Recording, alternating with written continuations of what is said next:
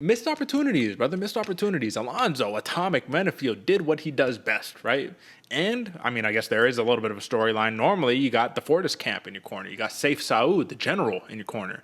But you opted to have Pat Barry, Hyper Die. You know what I'm saying? You wanted a little bit of that Nama Yunus rub, right? I'm not saying it's like that, right? But you wanted a little bit of that, because Nama Yunus, she's at Elevation, right? Elevation fight team. I don't know. I don't really know what the politics behind it was, but something that Pat Barry did brought an animal out of Menifield, right? Brought that, because if you could do that to everybody, you're not stopping Alonzo Menifield.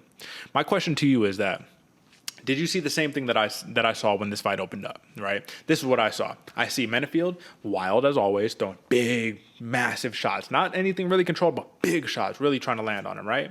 And Cirkunov, so tight, not reacting the way that, and dude, I'm not even blaming him, man. I wouldn't want to be in there with a dude throwing fucking ham hocks at my head either.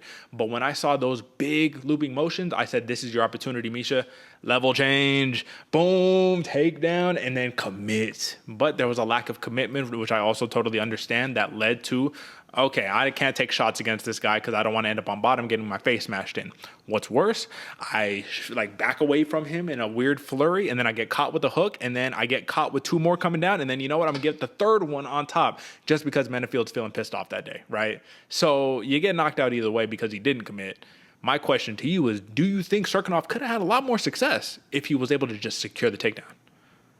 Yes. Oh, 100%. If he could have just ducked under those hooks, gone to the hips, whether it's a single leg or a double, whatever the case you want to be, that's your choosing at that hour. But when those big haymakers are coming down the pipe, man, there's only one way to get under it, or to get out of the way, and it's get under those and get to those hips.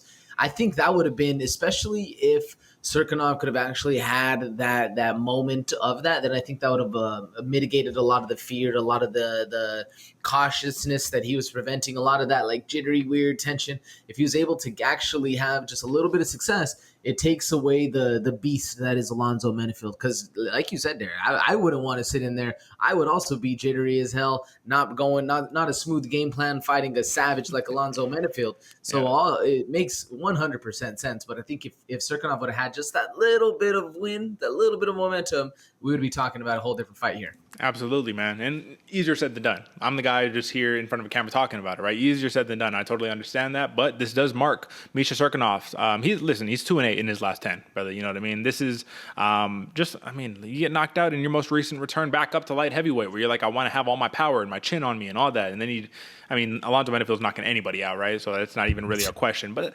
that's it, man. That's it. This was one of those where you feel for Misha Cirkunov because you know how good this dude is, and you know that like he has the talent to put it together. He was the supreme grappler. I just think Alonzo Menifield was the supreme athlete in this matchup. So that was a nasty knockout, bro. Do you blame Menifield for a knockout, or is that just part of the game? I'm talking about the delivery shots at the end. The ones where you're like, this dude's been knocked out, and you're just, it's Herb Dean's fault, right? Like, shout out Derek Lewis. Like, yeah, that's the game. Yeah, that's the game we play, bro. Fair. All right.